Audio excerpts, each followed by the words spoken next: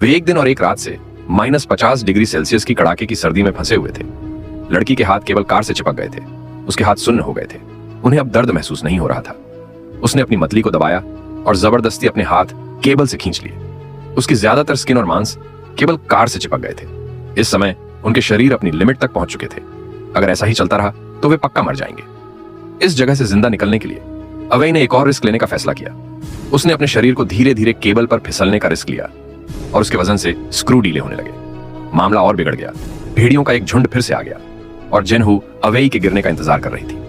थोड़ी कोशिश के बाद अवई दूसरी तरफ केबल कार पर सफलतापूर्वक चढ़ गया और तेजी से रेलिंग से नीचे उतर गया। जैसे ही उसने अपने स्की पोल उठाए, घात लगाए बैठे भेड़ियों ने उस पर हमला कर दिया। खुशकिस्मती से अवई ने अपने स्की पोल से एक भेड़िए को घायल कर दिया।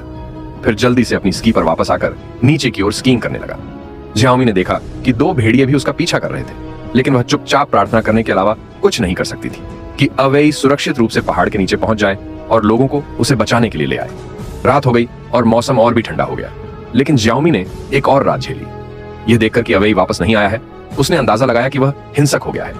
उसने अपना शरीर हिलाया, जितना हो सके जमीन के करीब जाने की कोशिश की। उसी समय एक ढीला स्क्रू नीचे गिर गया और केवल कार का बैलेंस बिगड़ गया और वह गिरने लगी। खुशकिस्मती से वह बीच में ही रुक गई। यह देखकर कि वह जमीन से 2 मीटर से भी कम दूरी पर थी और स्टील केबल धीरे धीरे टूट रही थी, उसने एक गहरी सांस ली और नीचे कूद गई। केबल कार जमीन पर गिरी और जियाओमी के पैरों से टकराई, लेकिन उसने आराम करने की हिम्मत नहीं की और पूरी ताकत से रेंगती हुई आगे बढ़ी। जब वह एक जंगल से गुजरी तो उसने एक आधी खाई हुई लाश देखी और पता चला कि अवई एक भेड़िए के मुंह में मर गई थी। इस समय एक भेड़िया उसे घूर रहा था। जियाओमी ने हिलने की हिम्मत नहीं की।